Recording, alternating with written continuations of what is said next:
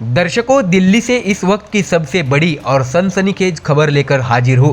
राजधानी दिल्ली के कालकाजी मंदिर से एक ऐसी घटना सामने आई है जिसने पूरे शहर को हिला कर रख दिया है।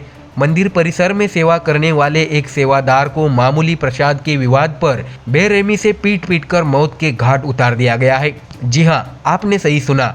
5-6 हमलावरों ने मिलकर एक बेगुनाह सेवादार योगेंद्र सिंह को इस कदर पीटा कि उसकी मौके पर ही मौत हो गई और ये पूरी वारदात कैमरे में कैद हो गई है। लेकिन इस खौफनाक मर्डर से भी ज्यादा डरावनी तस्वीर है दिल्ली की कानून व्यवस्था की, और इसी मुद्दे पर अब सियासत भी गर्मा चुकी है। दर्शकों, आपको बता दें कि कालकाजी मंदिर हत्याकांड को लेकर आम आदमी पार्टी ने सीधे सीधे बीजेपी और दिल्ली की सीएम रेखा गुप्ता पर हमला बोला है। आपके वरिष्ठ नेता और दिल्ली विधानसभा में नेता प्रतिपक्ष आतिशी ने सीएम को पत्र लिखकर इस्तीफे की मांग की है। आतिशी ने कहा है कि दिल्ली में कानून व्यवस्था पूरी तरह ध्वस्त हो चुकी है। अपराधियों को पुलिस का डर नहीं है क्योंकि बीजेपी की 4 इंजन वाली सरकार पूरी तरह फेल हो गई है। जब मुख्यमंत्री रेखा गुप्ता दिल्ली वालों को सुरक्षा नहीं दे पा रही है तो उन्हें अपने पद से बने रहने का कोई हक नहीं है। तो वही दर्शकों, पत्र में आतिशी ने वो सभी घटनाएं गिनाई जो पिछले 1 महीने में दिल्ली की सड़कों और मोहल्लों में दहशत बन चुकी है। उन्होंने कहा है कि 10 अगस्त को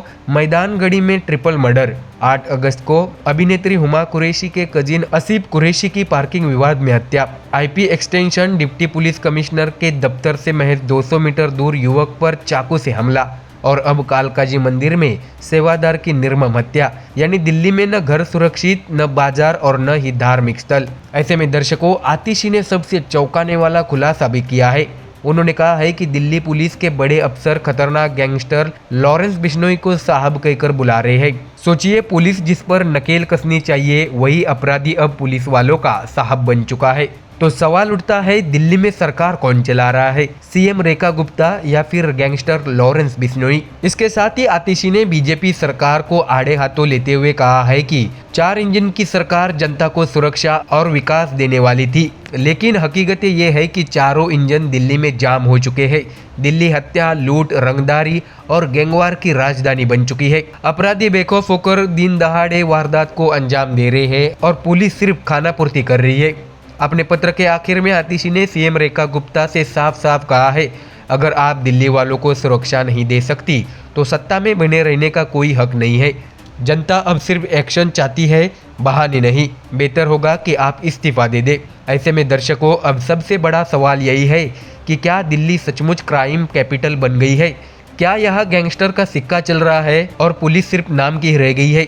क्या सीएम रेखा गुप्ता इस्तीफा देगी या फिर इसे भी राजनीति का बहाना बताकर टाल देंगी?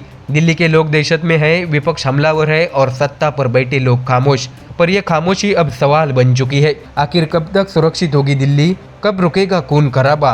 और कब तक अपराधियों का खौफ दिल्ली वालों के सिर पर मंडराता रहेगा? तो दर्शकों, ये थी राजधानी दिल्ली से जुड़ी खबर जिसने हर किसी को झंझोर कर रख दिया है। फिलहाल इस खबर में इतना ही। देश और दुनिया की बाकी खबरें देखने के लिए आप जुड़े रहिए MDR न्यूज के साथ, क्योंकि आपको यहाँ मिलेगी सबसे बड़ी खबर सबसे पहले और सबसे तेज।